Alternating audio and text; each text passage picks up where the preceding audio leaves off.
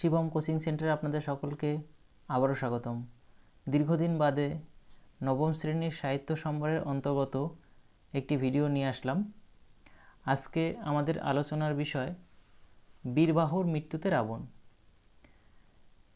এটি মূলত মেঘনাদ বধ কাব্যের অন্তর্গত একটি কবিতা।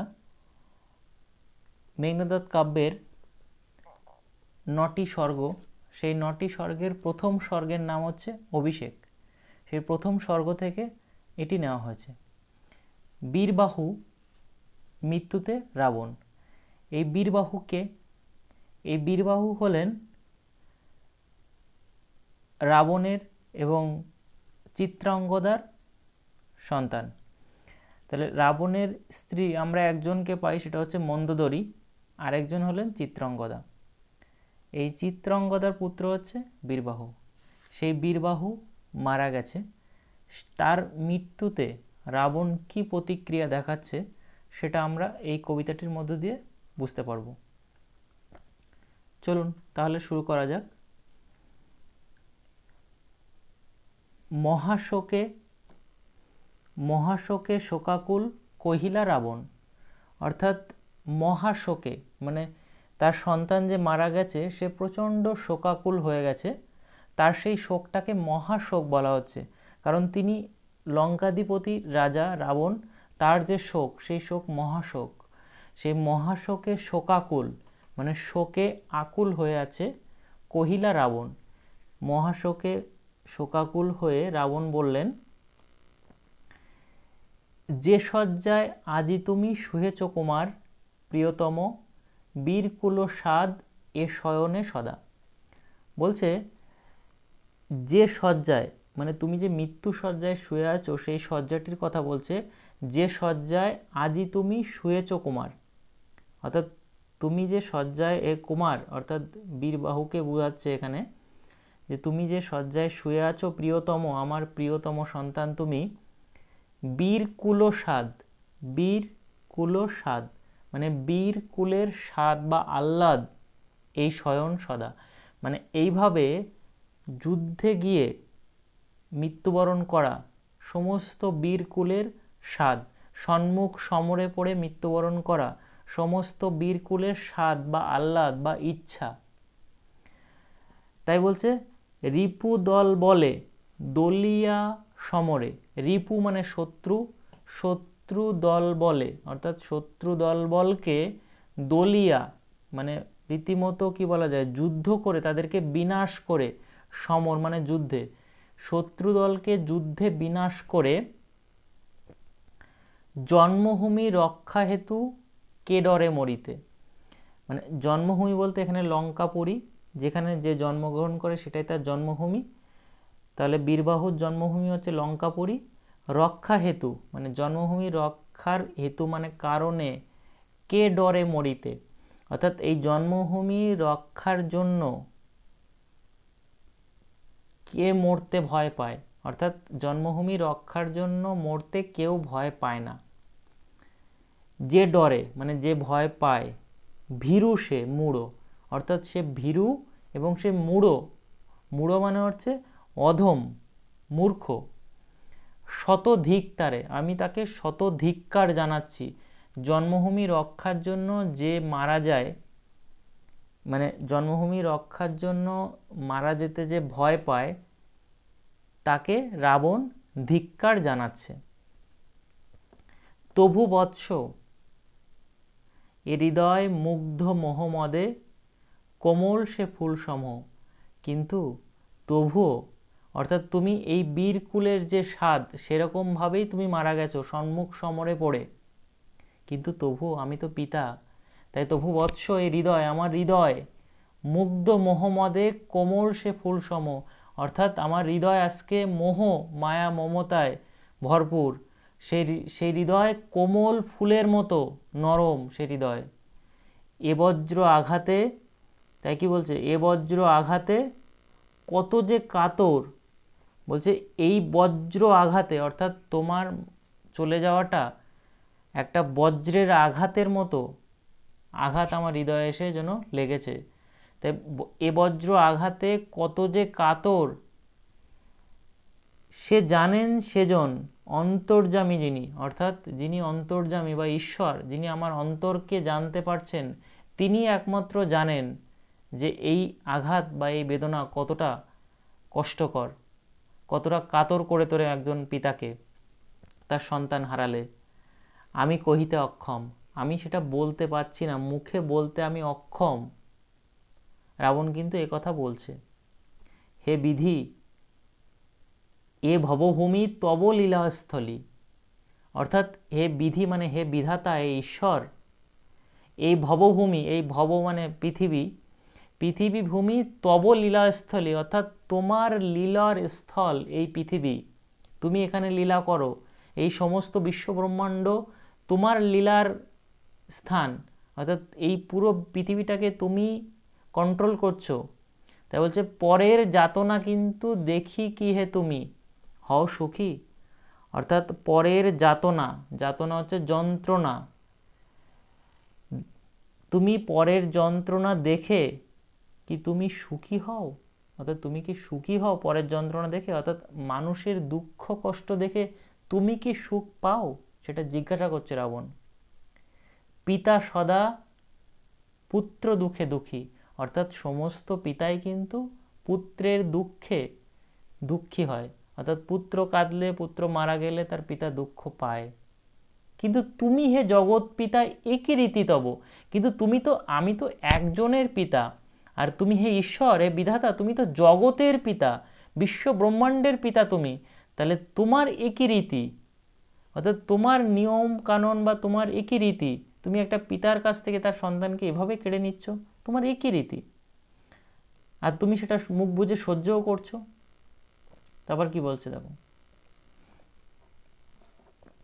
হা পুত্র, হা বীরবাহু, হে পুত্র, হে বীরবাহু, বীরেন্দ্র কেশরী, অর্থাৎ তুমি হচ্ছে বীরের, বীরেন্দ্র, বীরযুক্ত ইন্দ্র, অর্থাৎ ইন্দ্র যেমন স্বর্গের দেবতা এবং দেবতাদের প্রধান, ঠিক বীরদের প্রধান হচ্ছে, তাকে বলা হয় বীরেন্দ্র।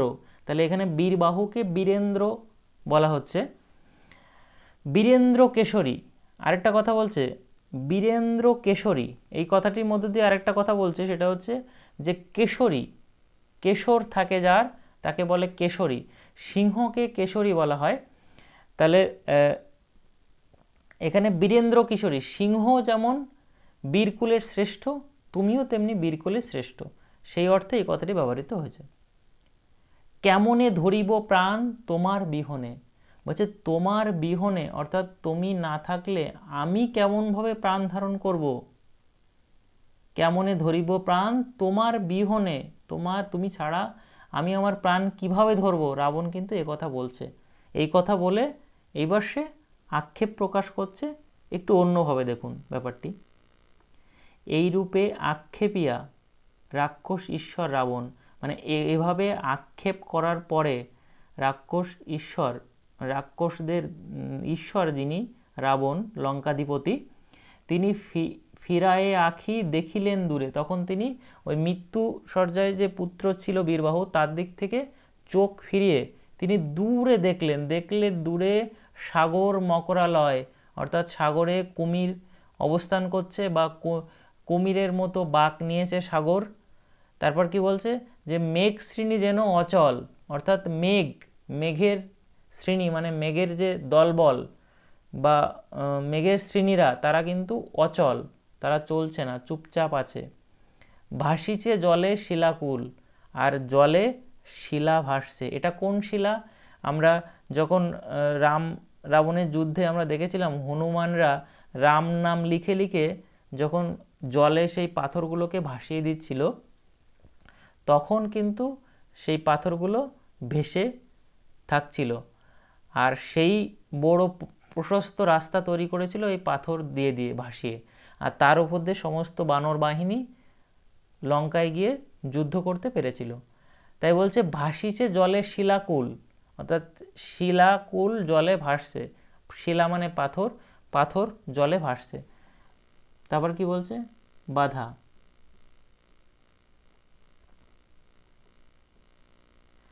বাধা দৃঢ় বাঁধে, এই জায়গায় বলছে বাধা দৃঢ় বাঁধে, অর্থাৎ তুমি বেঁধে আছো, কিসে? দৃঢ় বন্ধনে বেঁধে আছো, দৃঢ় বন্ধনে তুমি বন্ধি মানে বেঁধে আছো।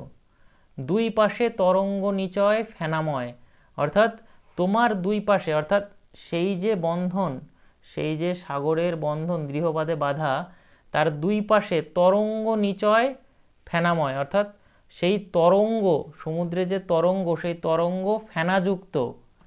তারপর কি বলছে?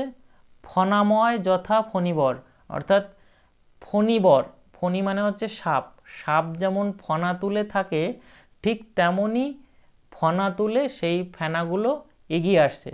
আর কি করছে? উথলিছে নিরন্তর গম্ভীর নির্ঘোষে, আর সেই সাথে উথলিছে মানে কি বলা যায়, যেমন ভাত যেমন উতলায় না, ঠিক তেমন টাইপের বলতে পারেন, যে সেরকম উথলিছে নিরন্তর, প্রতিনিয়ত উতলিছে, গম্ভীর নির্ঘোষে, গম্ভীর শব্দ করে, নির্ঘোষে মানে প্রচণ্ড ঘেঁষা মানে শব্দ করে সে কিন্তু ওই দুই পাশে তরঙ্গগুলো এভাবে উতলিছে নিরন্তর প্রতিনিয়ত।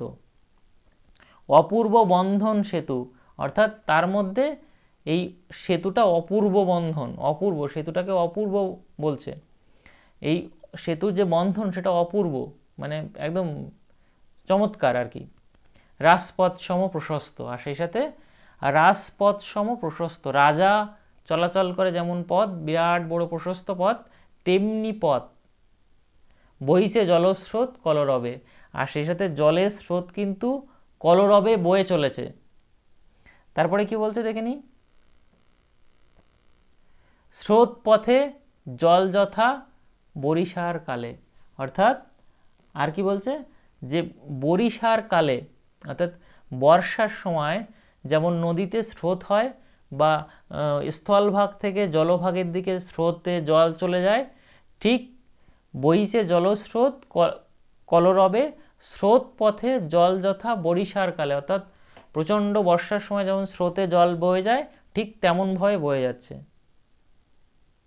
অভিমানী মহামানী বীরকুল ঋষভ রাবণ কহিলা বলি সিন্ধু পানে চাই। এতক্ষণ ধরে কিন্তু সে ভাবলো এই কথাগুলো, এবার অভিমানে এবার কিন্তু সে বলা শুরু করছে। অভিমান হয়েছে তার, কার প্রতি? সমুদ্রের প্রতি। তাই অভিমানে মহামানী, অর্থাৎ সে খুব মান করেছে, সে মহামানী বা এক অর্থে সে মান করেছে, আর এক অর্থে মহা মূল্যবান বা মানী লোক। সে হচ্ছে কে? বীরকুল ঋষভ, আর বীরকুলের ঋষভ মানে শ্রেষ্ঠ বলা চলে, বীরকুলের ঋষভ রাবণ। কহিলা বলি সিন্ধু পানে চাই, তখন সেই নদীর দিকে, সিন্ধু নদীর দিকে বা সিন্ধু পানে চেয়ে সে বলছে, কি বলছে? কি সুন্দর মালা আজি পরিয়াছ গলে প্রচেত, বলছে তুমি কি সুন্দর মালা আজকে পরেছ গলে প্রচেত। এখানে মানে এই কথাটি অনেকটা ব্যঙ্গের মাধ্যমে প্রকাশ করা হয়েছে, এটি এক ধরনের অলঙ্কার, যে সমুদ্র যে শিলাকুলের মালা পরেছে সেটাকে ব্যঙ্গ করে কিন্তু এই কথাটি রাক্ষস ঈশ্বর রাবণ বলছেন। বলছে কি সুন্দর মালা আজি পরিয়াছ গলে প্রচেত, প্রচেত মানে এখানে সমুদ্র। বলছে তুমি আজকে কি সুন্দর মালা পরেছ, হা ধিক ওহে জলদলপতি, অর্থাৎ তোমাকে আমি ধিক্কার জানাচ্ছি, ওহে জলদলপতি, অর্থাৎ জলদল মানে জলেদের, বিভিন্ন জলেদের দল, সমুদ্র তো পুকুর নদী নালার জল এসে মেশে, তাই সেই জলদল জলেদের দল, তাদের পতি যে, তাদের যে শ্রেষ্ঠ যে সে সমুদ্র। তাই বলছে হা ধিক ওহে জলদলপতি, অর্থাৎ জলদল জলের দলের যে পতি সমুদ্র, তোমাকে আমি ধিক্কার জানাচ্ছি। কেন কেন ধিক্কার জানাচ্ছেন সেটা আমরা পরে দেখে নিচ্ছি। একই সাজ, একই সাজে তোমারে, বলছে এই কি সাজে তোমারে, বলছে এই যে তুমি যে মালা পরে আছো এটা কি তোমার সাজে? অলঙ্ঘ অজেয় তুমি, অর্থাৎ অলঙ্ঘ তোমাকে লঙ্ঘন করা যায় না, অজেয় তোমাকে জয় করা যায় না, আর তোমাকে আজকে তুমি আজকে বন্ধন হয়ে গেছো। হায় এই কি হে তোমার ভূষণ রত্নাকর, বলছে এটা কি তোমার ভূষণ, তোমার কি অলংকার, রত্নাকর, রত্নযুক্ত আকর, অর্থাৎ রত্নের আকর মানে হচ্ছে খনি, তাহলে রত্নের খনি যেখানে, সেটা হচ্ছে সমুদ্রকে রত্নের খনি হিসেবে ধরা হয়, যে সমুদ্রের তলায় প্রচুর রত্ন পাওয়া যায়, তাই সমুদ্রকে রত্নাকর বলা হয়। তাই বলছে হে রত্নাকর, এটা কি তোমার ভূষণ, তোমার অলংকার এটা? কোন গুণে কহ দেব শুনি, কোন গুণে দাশরথী কিনেছে তোমারে, অর্থাৎ তার কি এমন গুণ আছে, কহ দেব, হে দেবতা তুমি, কহ শুনি, কোন গুণে দাশরথী, দাশরথী মানে দশরথের পুত্রকে, অর্থাৎ রামকে এখানে দাশরথী বলা হচ্ছে, কিনেছে তোমারে, অর্থাৎ তার কি এমন গুণ আছে সেই গুণের দ্বারা তোমাকে কিনে ফেললো, তোমাকে কিনেছে। তাই বলছে কহদেব, কোন গুণে কহদেব শুনি, কোন গুণে দাশরথী কিনেছে তোমারে, অর্থাৎ রাবণ বলছে সমুদ্রকে যে এই দাশরথী অর্থাৎ রামের কি এমন গুণ ছিল সেই গুণ দিয়ে তোমাকে আজকে কিনে ফেলতে পেরেছে। প্রভঞ্জন বৈরী তুমি, প্রভঞ্জন মানে প্রচণ্ড বেগে যে ঝড় ঝঞ্ঝা হয় সেটাকে বলে প্রভঞ্জন। প্রভঞ্জন বৈরী তুমি, প্রভঞ্জন মানে প্রচণ্ড ঝড়ের শত্রু তুমি, মানে ঝড় তোমার সঙ্গে পারে না। প্রভঞ্জন সম, আর ভীম পরাক্রমে, অর্থাৎ তুমি তো প্রভঞ্জন বৈরী, প্রভঞ্জনেরও শত্রু, সেরকম প্রভঞ্জন সম ভীম পরাক্রমে, অর্থাৎ তোমার মধ্যে ভীম বা ভীষণ পরাক্রম আছে। সেই পরাক্রম দিয়ে তুমি কি করো, সেই পরাক্রম দিয়ে কি বলছে দেখে নিন, প্রভঞ্জন সম ভীম পরাক্রমে কহে নিগড়, তবে পর তুমি কোন পাপে। বলছে তোমার তো গায়ে প্রচণ্ড শক্তি, প্রভঞ্জন সম তুমি, প্রভঞ্জনেরও শত্রু তুমি, প্রচণ্ড ঝড়েরও শত্রু, তাহলে তো কহ এ নিগড়, অর্থাৎ এই নিগড় মানে শৃঙ্খল, পর তুমি কোন পাপে, তুমি কোন পাপ করেছিলে যে আজকে তোমাকে এরকম, তোমাকে বেঁধে ফেলতে পারছে, নিগড় দিয়ে শৃঙ্খল দিয়ে বেঁধে ফেলতে পারছে। তারপরে একটা উল্লেখযোগ্য উপমা দিয়েছে দেখুন, যে অধম ভালুকে শৃঙ্খলিয়া জাদুকর খেলে তারে লয়ে। বলছে যে ভাল্লুক, যে ভালো বোঝে না, তাকে খাঁচার মধ্যে শৃঙ্খলের মধ্যে শৃঙ্খলিত করে জাদুকররা নানা রকম খেলা দেখাতে পারে। তাই বলছে না, অধম ভালুকে শৃঙ্খলিয়া জাদুকর খেলে তারে লয়ে, অর্থাৎ যে বোঝে না অধম, সেই ভাল্লুককে নিয়ে জাদুকররা তাদেরকে খাঁচায় বন্দি করে নিয়ে নানা রকম খেলা দেখায়। কিন্তু কেশরীর রাজপদ কার সাধ্য বাঁধে বিতংশে, কিন্তু কেশরী অর্থাৎ এখানে কেশরযুক্ত সিংহকে বোঝানো হয়েছে, কেশরীর রাজপদ, তার পাটাকে রাজপদের সঙ্গে তুলনা করছে, সেই রাজপদ কার সাধ্য বাঁধে বিতংশে, বিতংশ মানে হচ্ছে ফাঁদ বা শৃঙ্খল বা কোনো ফাঁদ বলা চলে, মেন ফাঁদে ফেলে বা বিতংশ অর্থাৎ ফাঁদ পাতা বা খাঁচা এরকম ধরনের। তাই বলছে যে ভাল্লুককে জাদুকর খেলা দেখাতে পারে কারণ সে অধম, কিন্তু সে তো কোনোদিন ওই বিতংশ দিয়ে কেশরীর রাজপথকে বাঁধতে পারে না, অর্থাৎ সিংহের রাজপথকে সে বাঁধতে পারে না। এই যে লঙ্কা, এই যে লঙ্কা হৈমবতীপুরী, বলছে এই যে আমার লঙ্কা হৈমবতীপুরী, হৈম, হৈম শব্দটি এসেছে হেম শব্দ থেকে, হেম মানে সোনা, তাই সোনার এই পুরী। তারপর কি বলছে দেখুন,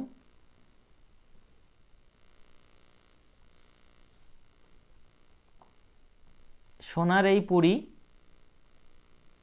শোভে তব বক্ষস্থলে, সোনার এই পুরী শোভে তব বক্ষস্থলে। এই জায়গাটা একটু ভালো করে দেখে নিন সকলে। বলছে তোমার মানে এই যে লঙ্কা, লঙ্কার চারিপাশে তুমি বিরাজমান, তাহলে তোমার বুকের মাঝে এই সোনার লঙ্কা কি সুন্দর শোভা পায়। হে নীলাম্ব স্বামী, অর্থাৎ হে নীল আম্বু, মানে নীল যুক্ত অম্বু মানে হচ্ছে নীল অম্বু, মানে অম্বু মানে জল, মানে নীল জলের স্বামী, স্বামী মানে প্রধান, যে সেখানে এখানে সমুদ্রকে বোঝানো হয়েছে। তাই বলছে যে শোবে তব বক্ষস্থলে সোনার লঙ্কা হে নীলাম্ব স্বামী, কস্তুভ রতন যথা মাধবের বুকে। অর্থাৎ কস্তুভ রতন হচ্ছে সমুদ্র মন্থনের সময় এক ধরনের বিশিষ্ট রত্ন উঠেছিল, সেই প্রসিদ্ধ মণি বা রত্ন হচ্ছে কস্তুভ রত্ন।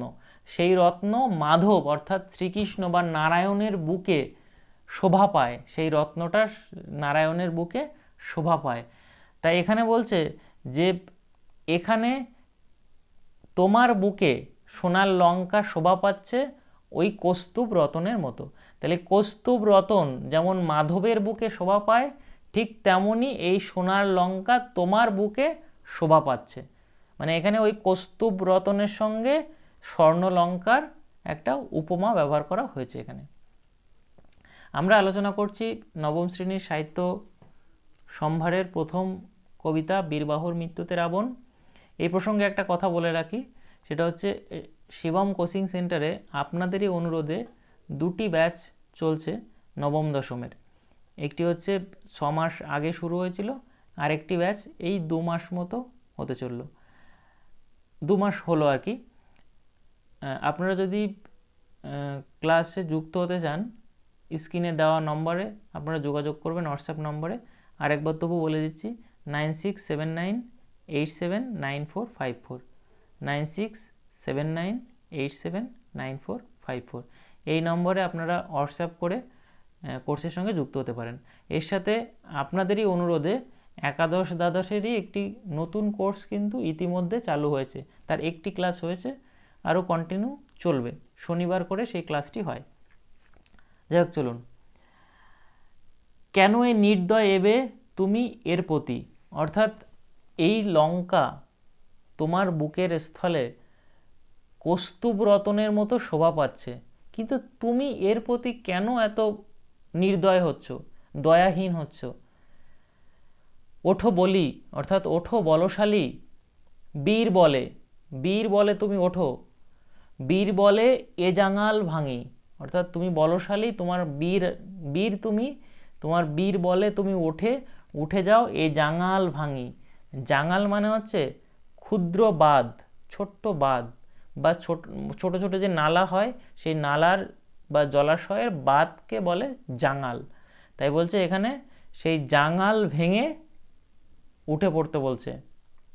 দূর করো অপবাদ ঘুচাও এ জ্বালা, অর্থাৎ তোমার এই যে সমুদ্র, তুমি তো অজেয় অলঙ্ঘ, তোমাকে যে বন্ধন করেছে তার জন্য তোমার তো একটু অপবাদ, তোমার নামে একটা অপবাদ মানে রচনা করা হয়েছে, সবাই তোমার নামে অপবাদ দিচ্ছে, তাই তুমি এই অপবাদটাকে দূর করো। ঘুচাও এ জ্বালা, তোমার মনে যে জ্বালা, যে যন্ত্রণা পেয়েছো তুমি এই বাদ দেওয়ার ফলে, সেই জ্বালা বা যন্ত্রণা তুমি ঘুচিয়ে দাও। ডুবাও অতল তলে এ প্রবল রিপু, অর্থাৎ এই প্রবল যে রিপু, সেই রিপুকে তুমি, এই প্রবল রিপু মানে হচ্ছে শত্রু, এই প্রবল মানে প্রচণ্ড শত্রু, এই প্রচণ্ড শত্রুকে তুমি তোমার অতলে ডুবিয়ে দাও। অর্থাৎ যখন তারা ওর উপর দিয়ে যাবে বা ওর উপরে থাকছে, তখন তুমি ওই যে পথটাকে তলায়, রাজপথটাকে তলায় ডুবিয়ে দাও, অতলে ডুবিয়ে দাও। তারপরে কি বলছে দেখুন, রেখো না গো তব ভালে এ কলঙ্ক রেখা, অর্থাৎ তোমার ভালে অর্থাৎ কপালে, তোমার কপালে যে কলঙ্ক রেখা রচনা করেছে এরা, এই রাম, যে তার উপর দিয়ে পথ তৈরি করে যে তোমার নামে যে একটা কলঙ্ক রটিয়েছে, যে কলঙ্ক রেখা রচনা করেছে, সেই কলঙ্ক তুমি রেখো না। তাই বলছে রেখো না গো তব ভালে, তোমার ভালে অর্থাৎ তোমার কপালে যে কলঙ্ক রেখা রচনা করা হয়েছে সেটা তুমি রেখো না। হে বারীন্দ্র, বারীন্দ্র মানে হচ্ছে বাড়ি অর্থাৎ জল, জলেদের ইন্দ্র অর্থাৎ জলেদের প্রধানকে সমুদ্র, তাই হে বারীন্দ্র তব পদে এ মিনতি, অর্থাৎ হে বারীন্দ্র তোমার পদে আমার এ মিনতি, অর্থাৎ তুমি এই তোমার অপবাদ ঘুচিয়ে দাও, তোমার পায়ে আমার এই মিনতি। তাহলে আজকের মতো ক্লাসটি এই পর্যন্ত। ক্লাস কেমন লাগলো অবশ্যই কমেন্টে জানাবেন সকলে। আর নিয়মিত ভিডিও দিতে না পারার জন্য সত্যিই দুঃখিত, চেষ্টা করব একে একে কয়েকটি ভিডিও পরপর দেওয়ার, এবং এভাবেই সময় সুযোগ করে ভিডিওগুলো দেওয়ার চেষ্টা করব। গুরুত্বপূর্ণ একটি সরকারি দপ্তরে কর্মরত থাকার জন্য আমি কিন্তু সবসময় ভিডিও দিতে পারি না, তবে সময় সুযোগ করে অবশ্যই ভিডিও দেব। আর ইতিমধ্যে অজস্র ভিডিও কিন্তু শিবম কোচিং সেন্টারে রয়েছে, আপনারা প্লেলিস্টে গেলে দেখতে পারবেন। নবম শ্রেণীর পুরো প্রায় কমপ্লিট, প্রাচীন মধ্যযুগ প্রায় কমপ্লিট, আরও প্র্যাকটিস সেট, সেই সাথে অধ্যায় ধরে ধরেও প্রশ্নোত্তর, প্রচুর কিছু অজস্র ভিডিও রয়েছে নবম দশমের উপরে। আর যদি আপনারা কোচিংয়ে যুক্ত হতে চান এবং প্রথম থেকে ক্লাস করতে চান এবং একটা নির্দিষ্ট শৃঙ্খলের মধ্য দিয়ে পরীক্ষা নেওয়া, পড়া দেওয়া, বিষয়বস্তুর ডাউট ক্লিয়ারিং, সর্বোপরি সফল লক্ষ্যে পৌঁছে যাওয়ার গাইড পেতে অবশ্যই যোগাযোগ করবেন স্ক্রিনে দেওয়া নম্বরে। আমি তো আরেকবার বলে দিচ্ছি এবং লিখে দিচ্ছি 9679879454, 9679879454। এই নম্বরে আপনারা হোয়াটসঅ্যাপ করবেন আর নতুন ব্যাচের সঙ্গে যুক্ত হওয়ার জন্য। ধন্যবাদ সকলকে ভিডিওটি শেষ পর্যন্ত দেখার জন্য।